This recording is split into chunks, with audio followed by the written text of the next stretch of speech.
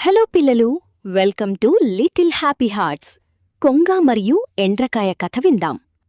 ఒకానొక అడవిలో ఒక పెద్ద చెరువు ఉండేది. ఆ చెరువులో చాలా చేపలు, కప్పలు మరియు ఒక ఎండ్రకాయ నివసించేవి.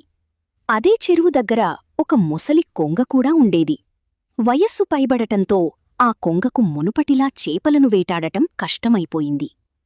ఆకలితో అలమటిస్తున్న కొంగ ఒక ఉపాయం ఆలోచించింది.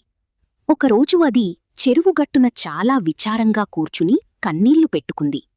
అది చూసిన చేపలు, ఎండ్రకాయ దాని దగ్గరకు వచ్చి, ఏమైంది కొంగగారు, ఎందుకు అంత బాధగా ఉన్నారు అని అడిగారు. అప్పుడు కొంగ ఇలా అంది, ఏమని చెప్పను, కొందరు జాలర్లు చెప్పిన దాని ప్రకారం ఈ ప్రాంతంలో వచ్చే 12 ఏళ్ల వరకు వర్షాలు పడవట. త్వరలోనే ఈ చెరువు ఎండిపోతుంది. మీరందరూ చనిపోతారని నా బాధ. ఈ మాట విన్న చేపలు భయంతో వణికిపోయాయి. మమ్మల్ని కాపాడే మార్గం లేదా అని ప్రాధేయపడ్డాయి. కొంగ తన మోసంతో ఇలా అంది, దూరంగా ఒక పెద్ద సరస్సు ఉంది. అది ఎప్పటికీ ఎండిపోదు. మీరు ఒప్పుకుంటే రోజుకు కొందరిని నా నోటితో అక్కడికి చేర్చుతాను అని నమ్మబలికింది. పాపం, అమాయకపు చేపలు కొంగ మాటలు నమ్మి దానికి అంగీకరించాయి.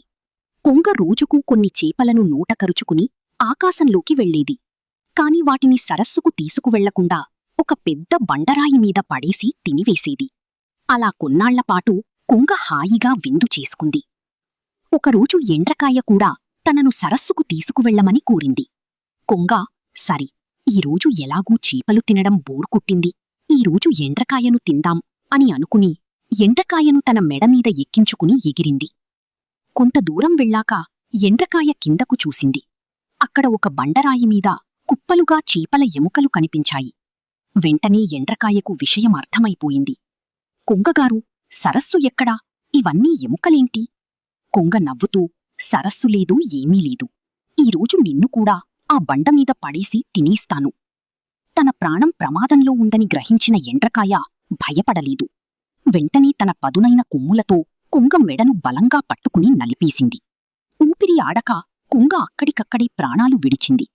ఆ తర్వాత ఎండ్రకాయ మెల్లగా తిరిగి తన చెరువుకు చేరుకుని మిగిలిన చేపలన్నిటికీ కొంగ చేసిన మోసాన్ని వివరించింది. ఈ కథలోని నీతి: అతి తెలివి మరియు మోసం ఎప్పటికైనా ప్రాణాలమీదకు తెస్తాయి.